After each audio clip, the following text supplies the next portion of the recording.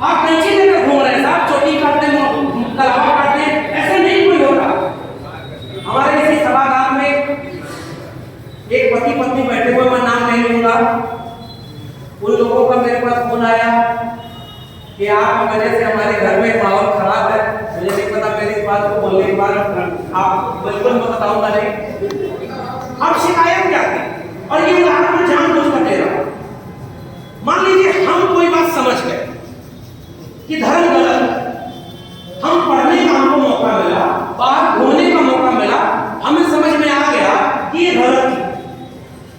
हो सकता है जिसको हम समझाना चाह रहे हैं वो इतना जल्दी ना समझ पाए, लेकिन हम चाहते हैं कि आज ही तुरंत तुम्हें बदलना होगा, वरना या तो भगवान को चुनो या हमको चुनो। साहब इतना जल्दी मत करिए, बहुत दिन तक आप भी भगवान को चुने। उदाहरण मैं क्यों दे रहा हूं उन लोगों का पता है, क्योंकि मैं अपने घर में लड़ रहा हूं। मेरे बहन की शादी होने वाली, मैंने कहा ब्राह्मण आएगा तो मैं ले आऊंगा, घर के लोग परेशान है, मैं ब्राह्मण की शादी कैसे होगी। हमने अपने घर में लड़ाई नहीं लड़ी और पूरे समाज को क्रांतिकारी बनाने चले गए, इसलिए वो क्रांति नहीं हुई जिस तरह वर्मा ने खाप देखा। हम अपने घर में नहीं लड़ते क्योंकि वहां हमारी चलती नहीं। मेरा सुझाव आप सबको ये है, और सबको समय दीजिए, हड़बड़ी मत करिए। पीढ़ी दर पीढ़ी जो धर्म और पाखंड भरा गया है, बटन दबाते ही खत्म नहीं होता। दलितों का, आदिवासियों का इसलिए खत्म हुआ क्योंकि उसी धर्म का इतना अपमान किया था ना, उन्हें समझ में आया कि मेरा धर्म तो है ही नहीं। ओबीसी को अपमान नहीं झेलना पा सकते, उनको समझ, और समझ देने के वक्त करना क्या है, वो वैज्ञानिक चेतना और अपना इतिहास दो चीज पकड़ना। ये मेरी आखिरी बात है आज की। करत करत अभ्यास ते जड़मति होत सुजान, रसरी आवत जात ते सिर पर परत निशान। ये हम लोगों ने सुना पढ़ा था। हमारे यहाँ अब दो तरह से लोगों को समझाना होगा। पहला अपना इतिहास बताइए, और इतिहास गलत मत बताइए। इतिहास बताइए कि आप इस मुल्क के बनाने वाले लोग हैं, किसान कामगार जातियां हैं, आपका धर्म हिंदू धर्म नहीं है, आप प्रकृति पूजक हैं। खेती किसानी किसमें गीत गाया जाता था नहीं, फसल में पूजा होती थी कि नहीं, आप बताइए। आप सबके लोक देवता कुल देवता होते थे कि नहीं, वो लोक धर्म था, वो ब्राह्मणवादी धर्म नहीं था। जबरदस्ती ब्राह्मणवादी धर्म आया, और वो धर्म कैसे आया, दो चुटकुला ज्योतिबा फुले के रेफरेंस से बोल रहा हूं मैं, तो पता चले FIR हो जाए, ऐसे लग जाए। आजकल तो ऐसे ऐसे मठाधीशों का शासन है, खुद FIR करते हैं मुकदमाओं के ऊपर, 22 का विश्व होता है, मुख्यमंत्री पर मुकदमा वापस ले लो, ये सब 20 रेस में हो रहा है। ज्योतिबा फुले ने कृति में लिखा, एक बड़ा गरीब कमजोर ओबीसी समाज का व्यक्ति गया एक पंडित जी के पास और कहा पत्नी समेत कि मेरे घर में बड़ा कष्ट है साहब।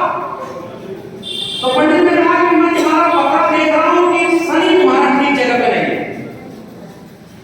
तो कहा कि शनि ठीक जगह पे कैसे आएगा, तो पंडित ने कहा कि हवन कराना होगा, मैं मंत्र पढ़ूंगा, शनि सही जगह पे आ जाएगा। आदमी बोला कि कितना पैसा खर्च होगा, उस जमाने के हिसाब से उन्होंने कहा 10,000 रुपये खर्च होगा। आदमी खड़ा हुआ, कहा कि 10,000 रुपये तो नहीं है साहब। पंडित बोला अच्छा चलो तुम्हारे लिए 50% छूट सेल लगा दी है, 5,000 रुपये लगा लेंगे। आदमी बोला 5,000 रुपये भी नहीं है। उन्होंने कहा अच्छा 1,000 रुपये दे दो, 1 महीने में शनि को ठीक जगह कर दूंगा, पैसा हो जाए तो बड़ी वाली हवन करा लेना। उसने कहा पैसा भी नहीं है। पंडित ने कहा अच्छा 100 रुपये को एक मंत्र दे देता हूँ, कम से कम कंट्रोल में रहेगा। आदमी खड़ा हुआ, दोनों जेब निकाल कर कहा कि साहब हमारे जेब में फूटी कौड़ी भी नहीं है। पंडित गुस्से में खड़ा होकर कहा जब तेरे जेब में फूटी कौड़ी नहीं है तो जा बेटा, शनि तेरा कुछ नहीं बिगाड़ सकता। ज्योतिबा फुले ने लिखा कृति रत्न नाटक का नाम। घर घर समझाएंगे तो लोग समझेंगे कि नहीं समझेंगे। एक और चुटकुला सुना, मैं इसलिए सुना रहा हूं कि समझाने की भाषा वो नहीं होनी चाहिए जिससे कोई समझे। लोगों को उनके बीच से किस्सा निकालिए साहब। एक आदमी दादाजी मर गए, पिताजी ने कर्मकांड किया जिसका विरोध अजय सिंह करता था, प्रतिभोज किया 45 दिन, पता नहीं कौन सी चीज होती है, क्या होता है 45 दिन में कुछ कुछ होता है। पंडित को खिलाया पिंडा उड़ा पर आते हैं, लेकिन पता है सबको है, भले करते हैं। तो उसके बाद क्या हुआ कि पंडित आया, अब मौत के समय सोचिए जिसके घर मौत हुई हो उससे भी वो दान दक्षिणा लेके चला जाता है। सिस्टम पहचानिए साहब, इतना क्रूर और निर्मम। बाकी जगह तो दान दक्षिणा ले ही ले रहा, और उस नाटक के भरोसे में कर रहा हूं। पिताजी ने उनको खटिया दे दी, गौदान कर दिया, सब कुछ दे दिया, और किस भरोसे दिया कि दादाजी को ले जाए। कौन? पंडित जी, क्योंकि देवता का अवतार है। अगले दिन कुछ दिन बाद पंडित जी आए तो पिताजी ने पूछा कि दादाजी कैसे हैं वहां? तो पंडित ने कहा बहुत मजे में हैं, गाय का दूध खूब अच्छे से पी रहे हैं, खटिया पर सोने के लिए जमीन है, एक ही चीज की कमी, अगर नई खटिया मिल जाती तो दादाजी आराम से सोते। कहा खटिया कैसे जाएगी? कहा हम हैं, दूध हमको दो, हम पहुंचाएंगे। खटिया लेकर लेके चला गया। पोता सामने देख रहा था क्योंकि अर्जय सबसे जुड़ा था पोता। कुछ दिन बाद फिर पंडित जी आए और पंडित जी ने कहा, पिताजी ने पूछा कि दादाजी कैसे हैं? तो पंडित ने कहा बहुत मजे में हैं, नई की खटिया पे बड़ी अच्छी नींद आ रही है। और उसके बाद उन्होंने कहा कोई जरूरत तो, कहा कि बाजार जाने में परेशानी होती है, साइकिल अगर मिल जाती है तो बाजार जाने में अच्छा होगा। पोता देख रहा था, साइकिल लेके चले गए। अगली बार जब पंडित जी आए और पिताजी ने पूछा कि दादाजी कैसे हैं? तो कहा बड़े मजे में हैं, खटिया पर बड़ी अच्छी नींद आती है, गाय से बढ़िया दूध पी रहे हैं, और नई की साइकिल पर रोज सवेरे शाम घूमने जाते हैं। पोता खड़ा होकर बोल दिया पंडित झूठ बोल रहा है, दादाजी बहुत परेशान है। तो पंडित ने कहा कैसे परेशान है? तो कहा पिताजी ने जो नई की खटिया, नई की साइकिल दिया था वो उनको मिली ही नहीं। तो कहा तुमको कैसे पता? तो कहा दादाजी ने चिट्ठी लिखी है, तो हमको भेजिएगा। तुम्हारी साइकिल नहीं मिली, तुम्हारा खटिया नहीं मिली, तुम्हारी गैया भी हमारे पास नहीं है। पंडित नाराज होकर खड़ा होकर बोला ये चिट्ठी तुम्हारे पास किस रास्ते आई? तो बेटा बोला उसी रास्ते जिस रास्ते अपने साइकिल भेजा था।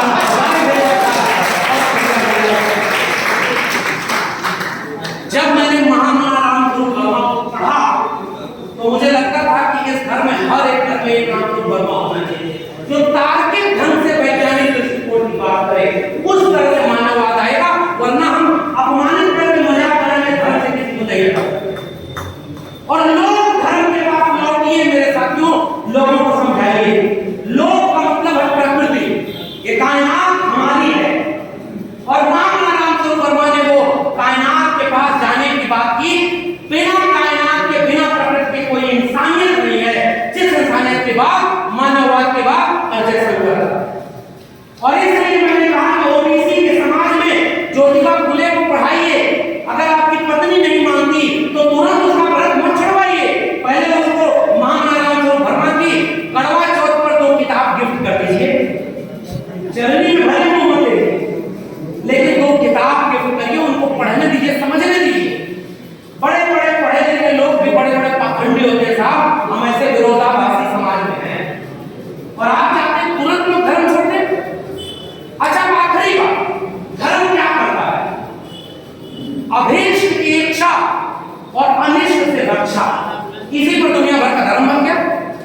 मंदिर जाते हैं, साहब बेटवा को नौकरी लग जाए, साहब बीमारी ठीक हो जाए, हुजूर ये हो जाए। मंदिर में जाते हैं ना, तो इसमें भाई ठाकुर की मूर्ति सामने में ये सब करते हैं। कड़वी बात, बुद्ध को भी बना रहे हैं भगवान, अम्बेडकर को कुछ दिन में आप ही भगवान बनाएंगे, देखिएगा मेरे बात रह सकती है। जबकि डॉक्टर अम्बेडकर उन्होंने कहा व्यक्ति पूजा सबसे खराब है, रामस्वरूप वर्मा की पूजा करने की जरूरत नहीं है। और तथागत बुद्ध जिसने कहा कि कुछ लोग कहें तो सच मत मानना, किसी किताब में लिखा हो तो सच मत मानना, ढेर सारे लोग कहें तो सच मत मानना, जो तुमको सच लगे उसे सच मानना। अब तो देखो भाव, उसको भी अपने बात मानते रहे।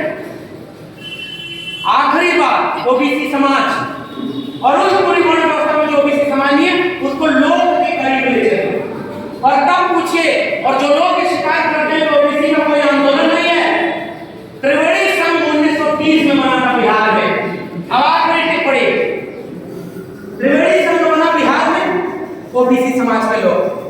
बाद में सब उन्हीं को कह दिया अहित उन्हीं कोई संघ। जो लड़ता है वही सबसे ज्यादा अपमान भी झेलता है, लेकिन अपमान झेलने से लड़ना छोड़ नहीं देना चाहिए। मैं भी इन 3 जातियों को कहता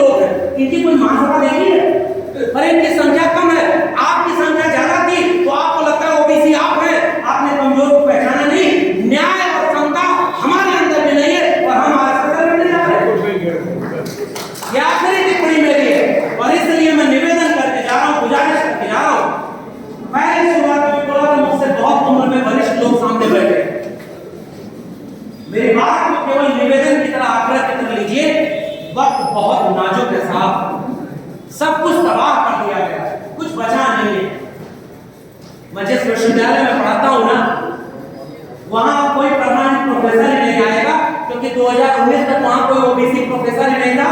जैसे मंडल लागू हुआ, ओबीसी लोग खड़े हुए, उन्होंने पूरे स्कूल, डिग्री कॉलेज सब बेच दिए। कालीचंद स्नेही साहब बैठे हुए हैं यहाँ पर, सर आप सही समय पर रिटायर हो गए। हम लोग के यहाँ अग्नि भी आ गया है, वैसे अब शिक्षा भी आ गया है, बल्कि अखबार में है बिना पीएचडी की डिग्री के प्रोफेसर बनो, जैसे बिना चाय बेचे के इस देश का प्रधानमंत्री बनो। झूठ बोल के प्रधानमंत्री बन जा रहे हैं, मुख्यमंत्री बन जा रहे हैं, तो हम लोग क्या सच बोलो। अब इसलिए आखिरी अपील, ओबीसी लोगों को अगर जगाना है, अगर ओबीसी नहीं जगा तो इस देश में कोई क्रांति नहीं होगी, मुझे कोई दुख नहीं है। ओबीसी नहीं जगा तो सब बारी बारी मारे जाएंगे। पहले मारा जा रहा है मुसलमान, हम आप नहीं खड़े होते उनके साथ। दाढ़ी टोपी देख करके मुसलमान मारा जा रहा है और हम उसके साथ नहीं खड़े होते। हम किस बात में वंचित शोषित का कारण बना है? मुसलमान खड़ा है, दाढ़ी टोपी देखकर लिंच हो रहा है। इस देश के दलित पिछड़े आदिवासी अपने मुसलमान मोहल्ले रहने वाले के सामने अगर खड़े हो जाते, क्या मजाल के इस देश को दंगा करवाएंगे? आप मुसलमान के साथ नहीं खड़े हुए क्योंकि आपको लगता था कि आप हिंदू हैं। आप आदिवासी के साथ नहीं खड़े हो रहे क्योंकि आपको लगता है दलित पिछड़े हैं। आप दलित के साथ नहीं खड़े होते क्योंकि आपको लगता है कि आप ओबीसी हैं। आप कोई कोई निषाद मल्ला राजभर कुम्हार लोहार के साथ नहीं खड़े होंगे क्योंकि आपको लगता है आप अहीर हैं। कल को आप मारे जाओगे, आपके साथ खड़े होने वाला कोई बचेगा। और मारे जा रहे हैं, कानून में जाकर देखिए, इसी राज्य में सरकार थी ना, कह दिया यादव की सरकार है, जवाब नहीं दे पाए पिछली सरकार के लोग। आज किसी में हिम्मत है, कहते ठाकुर की सरकार है, हर जिले में ठाकुर डीएम, ठाकुर एसपी, ठाकुर अधिकारी, और जेल में कौन है? SC ST OBC. उन्होंने किसके घर में चढ़ा है ओबीसी? इसलिए इसी राजभवन और इसी विधानसभा में बैठकर वित्त बजट बनाकर किसान मजदूरों की एकता की बात करने वाले नायक कांतपुर वर्मा अगर आज होते तो 3-4 लड़ाइयां एक साथ लड़ रहे होते। पूंजीवाद के खिलाफ लड़ाई, पूंजीवाद के खिलाफ लड़ाई लड़ रहे होते। ब्राह्मणवाद, उसके खिलाफ सामंतवाद, जातिवाद और पितृसत्ता, इन सब के साथ में लड़ाई लड़ी जा रही होगी। और इसलिए त्रिवेणी संघ, अर्चक संघ और वहां से लेकर के मंडल नारा लगा था, 2 बातें हैं मोटी मोटी, हमें चाहिए इज्जत रोटी, मिटे गरीबी और अमीरी, मिटे चाकरी और मजबूरी। वो नारे तो छोड़िए साहब और ओबीसी घरों में चलिए समझाने चलते हैं। आगे 5 साल में अगर इस देश की किस्मत में बदल जाए तो कहिएगा कि हमारी ताकत कमजोर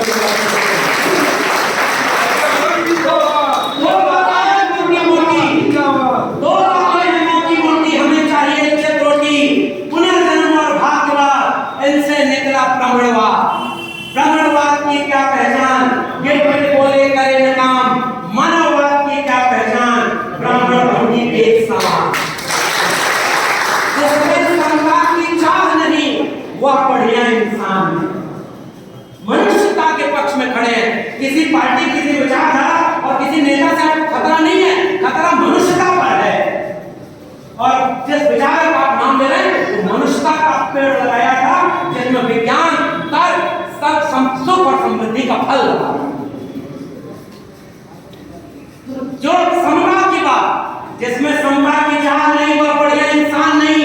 समता बिना समाज नहीं, बिन समाज जनराज नहीं। जो जमीन को जोते बोले वो जमीन का मालिक होए।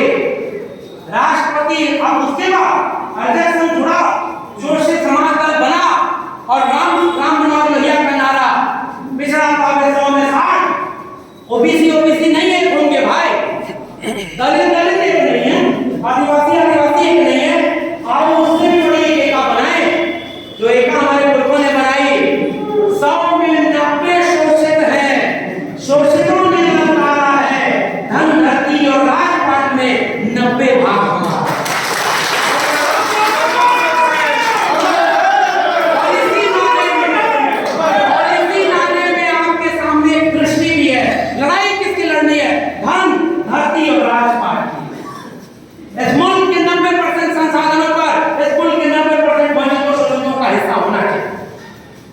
हमारे लोग भी तो हों जो बैंक से लोन लेके लंदन भागे हैं। भाई देश को लूटने में भी वही आते हैं। हालांकि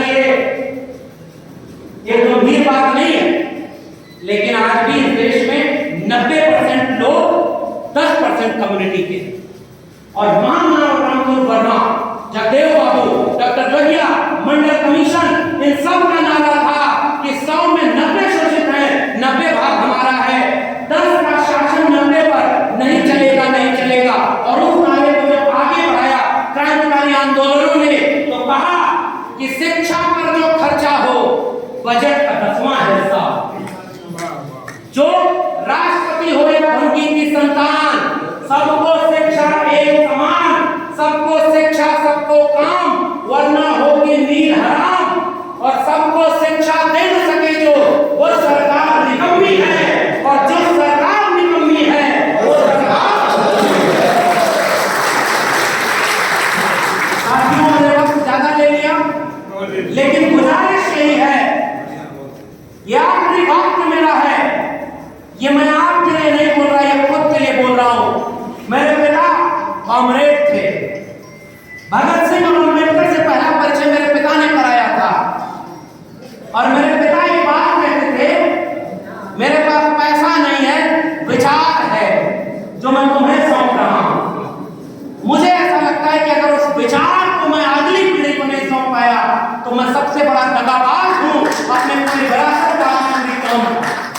हम रामस्वरूप वर्मा की जयंती भले छोटी मनाएं, लेकिन घर घर रामस्वरूप वर्मा को पहुंचाएं, इनकी किताब को पहुंचाएं, इनके विचार को पहुंचाएं, वरना आने वाली पीढ़ियां हमसे पूछेंगे, साहब 2022 में जब इस मुल्क में सब कांवड़ ढोने के लिए जा रहे थे, कांवड़ ढो रहे हैं भाई, और कांवड़ ढोने के लिए विधायक, एमपी, एमएलए, आईएएस के बच्चे क्यों नहीं जाते? गरीब बेरोजगार के बच्चे क्यों नहीं जाते? इस मुल्क में 1999-98 में गणेश जी की मूर्ति दूध पी रही थी, आजकल क्यों नहीं पी रहे? क्या समझ क्या पी रही थी कि नहीं मूर्ति? पुराने लोग जानते होंगे, जबकि टीवी कैमरा भी नहीं था, पूरा देश गणेश जी को मूर्ति को फुलाने लगा। उसके बाद इस देश में जो प्रधानमंत्री है उसने कोरोना में टेस्ट कर लिया है, थाली बजाओ कोरोना भाग जाएगा, ताली बजाओ कोरोना भाग जाएगा, दीपक जलाओ कोरोना भाग जाएगा।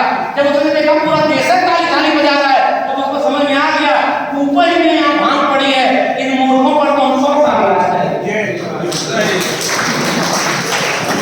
इसलिए वैज्ञानिक चेतना ईवीएम में भर जाएगी, फिर भी आरएसएस को नहीं हरा पाओगे, आप बीजेपी को हरा सकते हैं। और आपके नेता ने सामाजिक सांस्कृतिक आंदोलन नहीं किया। रामस्वरूप वर्मा एक क्रांति का नाम है। आप किससे लड़ रहे हो? वो कांवड़ आपके बच्चों को ढुआ लेगा, बच्चा आपसे लड़ जाएगा, क्योंकि बच्चे को टीवी पर रामायण दिखा गया। जिस देश का रक्षा मंत्री राफेल बना विज्ञान से और आया तो उसके नीचे नींबू मर चला रहा, और हम आप क्या करते हैं? दुनिया में कंप्यूटर आया तो उससे वहां पर विज्ञान और तकनीक आगे बढ़ेगी। भारत में कंप्यूटर आया तो जन्म पत्रियों को कुंडली लिखी जा रही है उससे। इस देश को कुछ हो सकता है?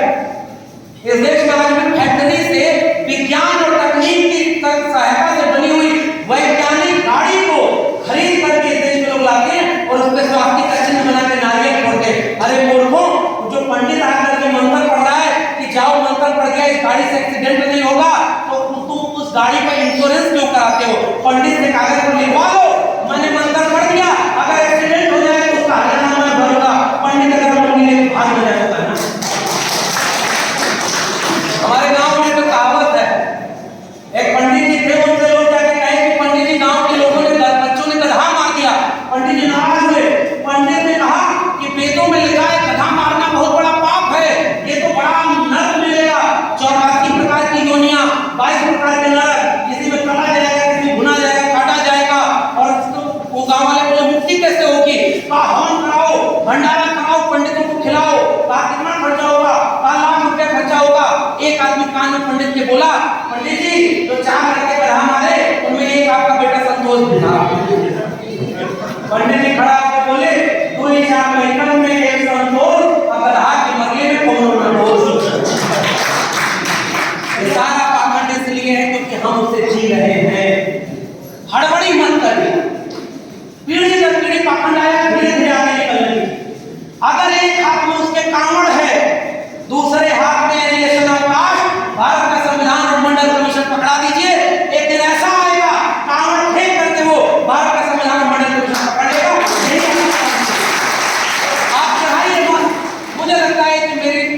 श्रद्धांजलि मैं आपके बीच में आया, ऊर्जा लेकर जा रहा हूं, ताकत लेकर जा रहा हूं, क्योंकि आप तो एक मुख्यमंत्री को झेल रहे उत्तर प्रदेश में, हमारे दिल्ली में तो इनका वो बैठा हुआ है, बड़ा खतरा है, नौकरी से निकाल देंगे, आपको कुछ भी मुकदमे में फंसा देंगे। मुझे लगता है ज्योतिबा फुले को मारने की कोशिश की, बुद्ध के पेड़ को काटा जिसमें ज्ञान प्राप्त हुआ था, बुद्ध क्या मर गए? अखबार किताबें लाइब्रेरी जला दी बुद्ध की, बुद्ध क्या मिट गए? कबीर को खत्म करने की कोशिश की, कबीर क्या दफन हो गए? ज्योतिबा फुले को मारने के लिए घुंडिया को भेजा, ज्योतिबा फुले खत्म हो गए, घर से निकाल दिया था ब्राह्मणवादियों के कहने पर। गोविंद राव ने अपने बेटे और पतों को, मिट गए ज्योतिबा फुले क्या? डॉक्टर राम मनोहर लोहिया ढंग से चुनाव नहीं जीते, बढ़िया से बड़े नेता नहीं बने, डॉक्टर राम मनोहर लोहिया खत्म हो गए क्या? डॉक्टर अम्बेडकर भारत आजाद हुआ तो सिलेबस से हटा दिए गए, इस मुल्क के लोग जान नहीं पाए डॉक्टर अम्बेडकर ना होते तो भारत कैसा होता। डॉक्टर अम्बेडकर खत्म हो गए क्या? रामस्वरूप वर्मा को सिलेबस से निकाल दोगे, रामस्वरूप वर्मा पर कार्यक्रम नहीं करने दोगे, लेकिन एक पीढ़ी आएगी जो अपने जहन में अर्जक संघ का विचार करके एक सवाल करेगी कि हम अर्जक हैं, हम अर्जित करके खाने वाले लोग हैं और तुम अनर्जक हो, जिसके लिए उन्होंने कहा शोषक हो, जिसके लिए उन्होंने कहा चौधरी छोटू राम ने कहा, सोनेलाल पटेल ने कहा कि कमेरा हो और तुम लुटेरा हो। हम 90% कमेरा लोग, हमारी आवाज दबेगी नहीं।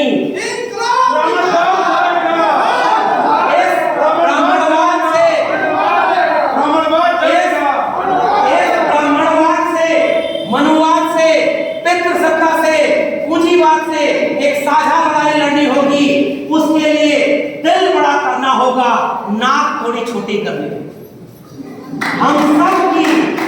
हम सब की नाक बड़ी लंबी हो गई साहब।